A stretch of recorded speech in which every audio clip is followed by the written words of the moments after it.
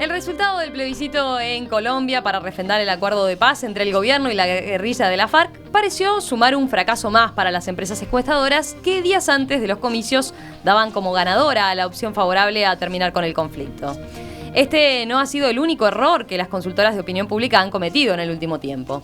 Por ejemplo, en el referéndum de Gran Bretaña para dejar la Unión Europea, solo 16 encuestas acertaron el resultado final de un total de 168 pesquisas que se realizaron.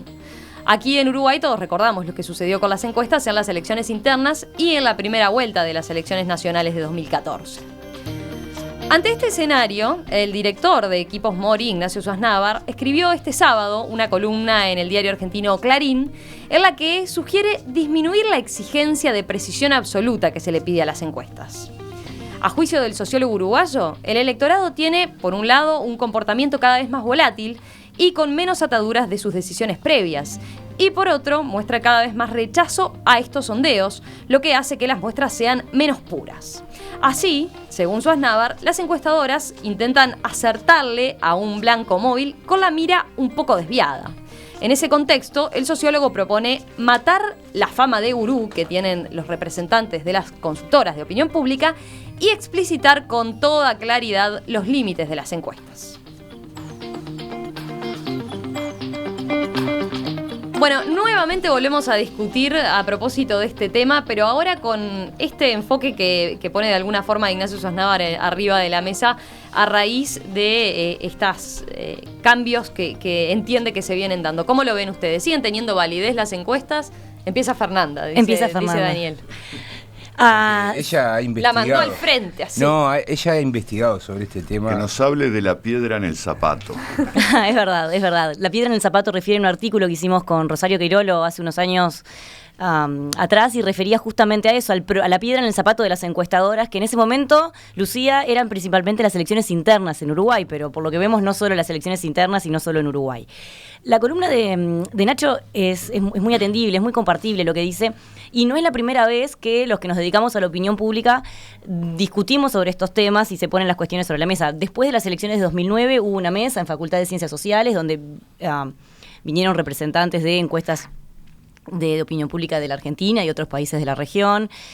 Habitualmente se discute sobre estos temas en los foros académicos que nuclean a quienes estudiamos opinión pública. Pero ahora y los se hace temas, con mayor frecuencia, con mayor preocupación, porque tenemos más evidencia a favor de que estamos fallando y estamos fallando más. Y la columna de Suaznavar habla de problemas de distinta naturaleza, ¿sí? Habla de este blanco móvil, habla de una especie de sofisticación del electorado. Yo, reflexionando un poco sobre la columna, pienso que hay varios problemas de distinta naturaleza. Hay uno que es un problema, si se quiere, teórico. Tenemos un electorado que es distinto, o una ciudadanía que es distinto, que está mucho más informada, que consume la propia opinión pública que forma, ¿sí? Con otras pautas de tiempo, ¿sí? Con otro tipo de vínculos con los partidos y con valores políticos distintos a los que teníamos antes, que hace que haya otra fluidez. Entonces, ese es el problema teórico. Pero también hay un problema metodológico, y es cómo llegamos a medir a estas personas. Hay cada vez más tasas de rechazo. Yo trabajo para el Proyecto de Opinión Pública de América Latina, que hace encuestas en todo el continente, ¿sí? Desde Canadá hasta el sur de Argentina y Chile. En Canadá y en Estados Unidos directamente hacemos encuestas online, porque es imposible hacer encuestas cara a cara de un modo que sea sustentable para el proyecto. Pero en el resto de los países nos encontramos con diversas tasas de rechazo y por diversos motivos. Pero grosso modo, cuando entrenamos a los encuestadores para esto, yo suelo decirles lo siguiente: bueno, hay como dos bolsones que están en los opuestos y que nos generan grandes problemas metodológicos. Primero es el nivel muy alto, ¿sí? En niveles socioeconómicos muy altos es muy difícil acceder en una muestra cara a cara a esas personas, porque ni siquiera puedes acceder físicamente a esos encuestados. Porque viven en apartamentos cerrados, porque el portero no te deja entrar, porque viven en comunidades cerradas. Entonces, eso es un subgrupo de la población que queda fuera de la muestra. Entonces, eso ya introduce un ruido cuando vos reportás resultados. Ahí es donde los encuestados o potenciales encuestados no quieren recibir a los encuestadores. Uh-huh. En el extremo opuesto sucede lo contrario. Son los encuestadores los que no quieren ir a las zonas rojas, a las zonas que son demasiado peligrosas, ¿sí? Y hay zonas que todas las encuestas cara a cara excluyen de sus muestras, porque si no entran las ambulancias y no entran las policías, es ridículo mandar un encuestador. Pero eso también te deja un sector de la población afuera. Si vos a eso le sumás a la gente que no tiene tiempo, que no está en la casa, hay como grandes problemas metodológicos que se tratan de subsanar con encuestas telefónicas, agregando encuestas online, pero no tenemos certeza sobre el universo que hay detrás de eso. Entonces es como muy difícil hacer encuestas. Y además de ese problema metodológico, hay un problema práctico que es un problema de costos. Hacer encuestas es carísimo. O sea, me parece que a la hora de poner el debate sobre la mesa también tenemos que sincerarnos sobre eso. En Uruguay hay muy poco presupuesto de los medios y de los partidos para estas encuestas. Entonces, podemos hacer muestras más grandes y ser más confiables, sí, pero para las internas tenemos que hacer muestras de varios miles de casos y no hay partido ni medio que esté dispuesto a financiarlas porque no son los recursos que tradicionalmente se dedican a eso. Uh-huh. A ver, ¿quién sigue? ¿Cuál de los Danieles? Daniel Chaschetti. Sobre esta afirmación de Sosnávar respecto a que tenemos que terminar con la idea del gurú, ¿no? Uh-huh. Matar al gurú. Exacto. A mí me parece fantástica porque en realidad siempre pensé que, sobre todo en Uruguay, ¿no? Siempre pensé que las encuestas tenían un papel sobredeterminado. O sea, las encuestas son información que es útil para la ciudadanía y para los políticos para tomar decisiones. Ese es un punto bien interesante porque se habla mucho de el exagerado rol que juegan las encuestas y cómo todo se discute a partir de las encuestas hoy en día. Sí, ahí me parece que hay como una suerte de fantasía colectiva donde, bueno, la encuesta viene a ser algo así como un pronóstico o un presagio, depende del resultado que traiga, sobre lo que va a ocurrir. Y en ese sentido me parece que deberíamos relativizar los resultados por todos los problemas que Fernanda recién señalaba. No obstante, es difícil trabajar con esa idea porque, en primer lugar, los mayores consumidores de encuestas son los políticos y los políticos no solamente las toman como fuente de información, sino que también las usan como un recurso para hacer política. Cuando la encuesta da muy bien, los políticos son como niños un 6 de enero, ¿no? Un 24 de diciembre de noche, ¿no? Es como el regalo de Papá Noel, y se lo muestran a todo el mundo. Y lo tratan de publicar en los diarios, o sea, tratan de hacer política a partir del resultado de una encuesta. Y eso es un problema difícil, ¿no? Porque va en contra del sentido de quitarle, yo diría, de quitarle autoridad a la encuesta y de tomarla como una fuente de información. Por último, yo creo que también lo que deberíamos considerar respecto a los políticos es que los políticos a veces tienen intenciones deliberadas que en definitiva las encuestas no terminan de fundamentar sus acciones, ¿no? Por ejemplo, en el caso del Brexit y en el caso de Colombia, para mí son dos casos muy claros donde los gobiernos cometen errores de cálculo. O sea, van a las urnas pensando que van a obtener un resultado positivo. Uh-huh. Y la pregunta es, la pregunta que nos deberíamos hacer es, ¿van a las urnas porque ellos están utilizando encuestas que están mal, o van a las urnas porque en realidad tienen una voluntad de generar una movida política que los coloque en una posición de mayor poder? Y yo creo que es lo segundo. La decisión está tomada y tiene poco que ver con las encuestas. O sea, es una gran jugada política, es que les termina saliendo mal. Y sí, en el caso de Santos no tenía obligación ninguna, ¿no? Y tampoco ponerle Cameron. Tampoco Cameron tenía obligación ninguna. Son dos casos donde deciden ir al público, ir a una votación para fortalecer sus posiciones y terminan perdiendo. En el caso de Cameron se tiene que ir, en el caso de Santos no se va porque es un sistema presidencial y los mandatos son fijos, pero lo cierto es que ahí me parece que son errores de cálculo y que me parece que las encuestas tienen poco que ver. O sea, los políticos toman las decisiones previamente o antes o con distancia de lo que las encuestas puedan decir. Yo creo que, el punto porque un poco lo que escribió Nacho puede estructurar la discusión. El punto de que las encuestas, los datos, la publicación de los datos de una encuesta no es un pronóstico, siempre fue así. O sea, no es algo que cambió. Vos misma cuando presentabas el tema y hablabas del Brexit dijiste algo así como que hubo 200 encuestas, 20 acertaron, 180 erraron. No, ¿qué acertaron o qué erraron? Si fueran pronósticos, efectivamente hubiera sido así, pero tal vez no eran pronósticos. Tal vez eran mediciones de opinión pública sujetas a márgenes de error de todo tipo que podían dar una idea de lo que era la opinión pública en ese momento. El pronóstico lo hace la persona, no la encuesta. Las personas que pretenden pronosticar algo deberían usar las encuestas y mucha otra información complementaria para ver si están en condiciones de hacer un pronóstico. Entonces son dos cosas distintas. Por lo tanto, esta idea que las encuestas le erran, bueno, si bien es incorrecto, porque las encuestas no aciertan ni... Ojo, puede haber encuestas bien hechas y encuestas mal hechas, por cierto, pero las encuestas no le erran ni aciertan. Las encuestas dan algo, dan un resultado, dan lo que te dio. Vos hiciste la pregunta, seleccionaste a la gente y después decís, mira, tal porcentaje me contestó que sí, tal porcentaje me contestó que no, y eso es lo que me dio, ¿no? Ahora, que vos transformes eso en un pronóstico ya es problema del periodista, del lector, del analista, en fin. Entonces, si las encuestas van a seguir errando, bueno, ojalá, así nos hacen un favor y la gente deja de creer que la encuesta es un pronóstico de un resultado, ¿no? Y yo qué sé, si la gente dice, no, pero la encuesta está equivocada, bueno, que piense que la encuesta está equivocada. Las encuestas no están equivocadas, no, pueden estar mal hechas, pero no equivocadas.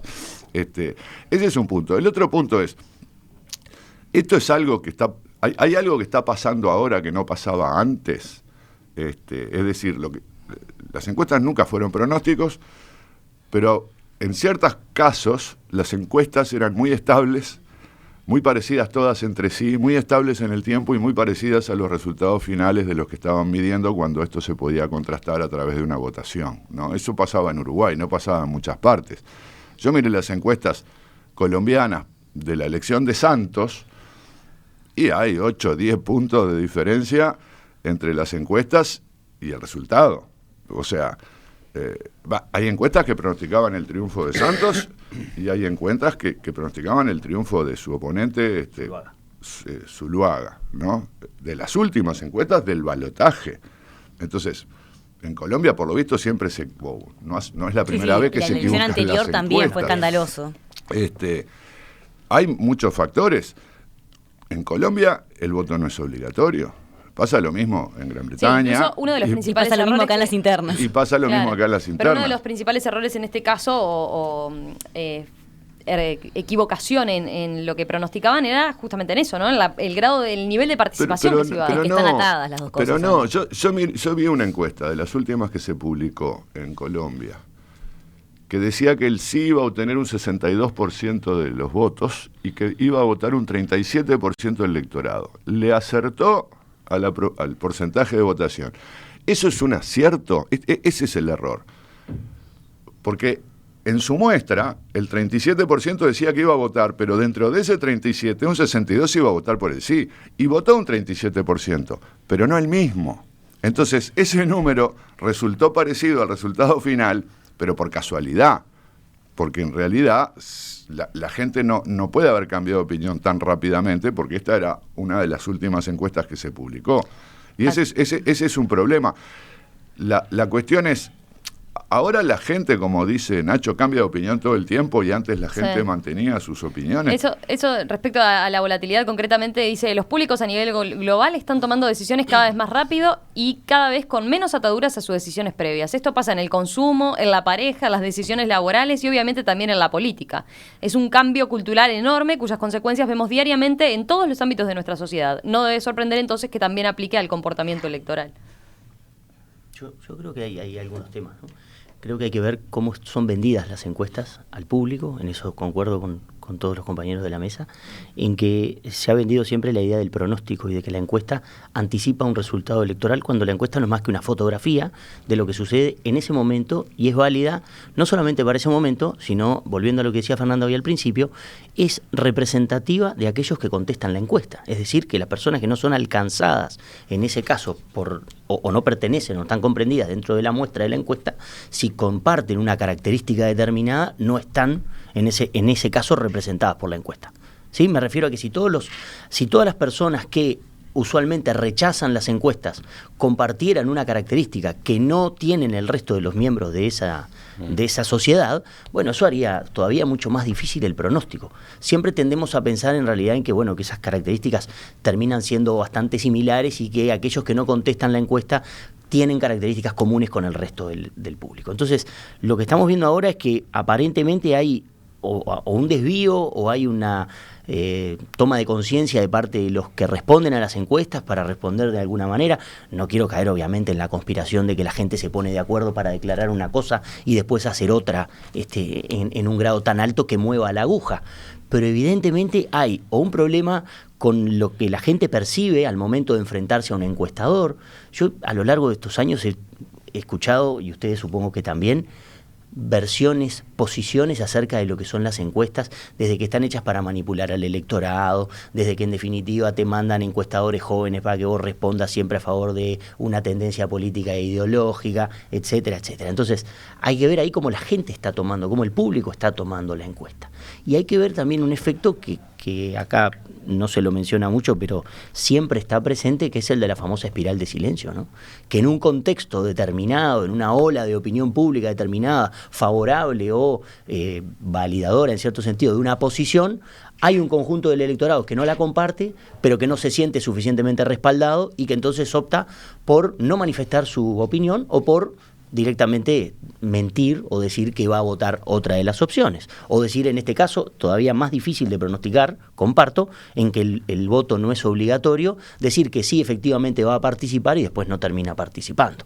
Por ende, también hay que revisar, me parece, la forma en que las opciones están planteadas. Yo revisaba el otro día la papeleta de votación del plebiscito en Colombia, el referéndum en Colombia, y la opción era un poco dura para aquel que estuviera en desacuerdo, ¿no? Incluso a nivel de los medios se intentó instalar la idea de que quienes votaban el no estaban en contra de la paz. Y del lado de los partidarios del no y de Uribe especialmente, explicaron que no. Al principio, bueno, Uribe estaba bastante más duro en su posición, ¿no? y en su apoyo al no. Pero en definitiva luego tuvieron que hacerle entender al electorado que apoyar el no era estar en desacuerdo con la paz, sino en la forma como ese proceso se establecía. Ahora, si un encuestador viene y te pregunta por unas opciones determinadas, y en esas opciones también hay un sesgo, que genera una interpretación determinada de parte del electorado, bueno, ahí puedes tener también problemas que se puedan subsanar a la hora de que el tipo va a poner la problemas votación. De otra naturaleza, que tienen que ver con... Porque, a ver, si hay que hacer un sinceramiento sin hacer un sincericidio, digamos, de cómo es la cocina de las encuestas. Cuando vos dejas gente afuera, porque no accedes, porque de repente ponele que, vos sabés que en Uruguay la población se distribuye aproximadamente en mitades iguales entre hombres y mujeres, y la encuesta te la contestan, cuando te recibís la muestra tenés 70% de mujeres. Hay ajustes posteriores. Bueno, se hacen ajustes. Bueno, me parece que parte de la cuestión de poner las cosas en blanco sobre negro es que hay que hablar de cómo hacemos esos ajustes, de cómo se ponderan las muestras. Exacto. Ponderación de las muestras que incrementan los márgenes de error, cosa que ninguna empresa responde el verdadero margen de error que tienen sus encuestas. En realidad, las empresas publican junto a la ficha técnica un margen de error calculado para el conjunto de la muestra, como si hubiera sido hecha al azar, con todos los titulares, como si no hubiera tenido sesgos de selección de los encuestados. Es decir, el margen de error de las encuestas ni siquiera lo sabemos con precisión, mucho menos para subpoblaciones y cosas por el estilo. Pero además, lo que dice Federico está bien, porque, por ejemplo, está claro que para un extraño, ¿no?, que en Colombia el presidente y el oficialismo promovía el sí, y el principal opositor, porque Álvaro Uribe no es que esté en contra del acuerdo de paz, Álvaro Uribe es el principal rival político de Santos en Colombia, estaba por el no. Parece que las encuestas colombianas le dan a Santos una popularidad del 20%. No sé si estarán bien esas encuestas, ¿no? Pero lo que yo entiendo es que la popularidad del presidente es muy baja. Tal vez en una encuesta, un individuo preguntado sobre la paz, si está a favor o en contra, en fin, habría que ver los acuerdos, pero aislado del contexto político, puede estar a favor de la paz o del acuerdo. Pero resulta que todos los plebiscitos y todos los referéndums que se hacen en el mundo, como las elecciones del domingo municipales en Brasil, se hacen en el contexto donde hay un gobierno, una oposición, un conflicto político y dos bandos que están asociados a otras cosas, que están asociados al crecimiento de la economía, a la corrupción, a una cantidad de cosas, que generan un enfrentamiento. La gente no vota en el limbo de la paz o la guerra. Vota en el medio del conflicto político colombiano, que incluye el tema de la guerrilla como uno de los temas importantes. Y siempre está el tema del momento y del clima y de cuándo te hacen la pregunta. Parece que llovió mucho además. Bueno, en zonas, ¿no?, que dice que bajó. Ahora, yo me acuerdo de un caso, Daniel, discúlpame, en el año 88, en la elección presidencial de los Estados Unidos, al candidato demócrata Michael Dukakis, en uno de los debates televisivos, el moderador le pregunta acerca de la pena de muerte, ¿sí? Y en un momento Dukakis estaba bastante duro en su posición contraria a la pena de muerte. Y el moderador, en un momento, uno de los periodistas que estaba moderando el debate, le dice: ¿qué pasaría o qué pensaría usted de la pena de muerte si violaran y asesinaran a su esposa? Y en ese momento el tipo toma un momento para responder y sigue manteniendo su posición contraria a la pena de muerte. Dice que aún así, a pesar de todo el dolor que eso le significaría y su manejo, etcétera, él todavía estaría en contra. Y eso generó en el electorado, o en las mediciones posteriores, una especie de no te creo, ¿no? Una cosa de, bueno, no creo que vaya a ser así esa situación. Entonces tiene que ver con cuándo uno responde y a qué responde.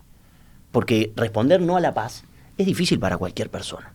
Ahora, si dentro de ese no a la paz hay un cóctel donde está la popularidad de un presidente que tiene ahora una reforma tributaria para aprobar en ciernes, que ha mostrado algunos vaivenes en su relación con los miembros de la FARC, que ha hecho concesiones tal vez exageradas para algunos de estos individuos, estos respondentes de las encuestas, está difícil decir que estás en contra o a favor de todo ese proceso. Yo creo que de la argumentación de Swaznavar, la que no me convence es la de decir, bueno, cambiaron los valores de las personas, ¿no? O sea, eso me parece que hay que demostrarlo. Yo creo que en realidad las encuestas tienen dos problemas bastante graves. Uno, que cuando se realizan en sistemas políticos donde el voto no es obligatorio, digamos, las dificultades aumentan, ¿no? Para poder tomar buenas fotos, porque en realidad ahí hay demasiados elementos en juego. Uno es el si van a ir o no a votar. Ese para mí es un elemento determinante. El segundo son fenómenos sociales que se van generando, los explicó muy bien Fernanda. Las sociedades van adoptando cambios, cada vez es más difícil para el encuestador llegar a cumplir con la muestra que teóricamente se formuló. Y me parece que esos fenómenos, esos cambios sociales, no están acompañados con soluciones tecnológicas, porque, por ejemplo, en su momento la encuesta telefónica era una alternativa a estos fenómenos sociales, porque si no te abrían la puerta o si era difícil mandar al encuestador a un barrio, el teléfono era algo así como una vía directa, pero hoy ya el teléfono de línea fija se está abandonando.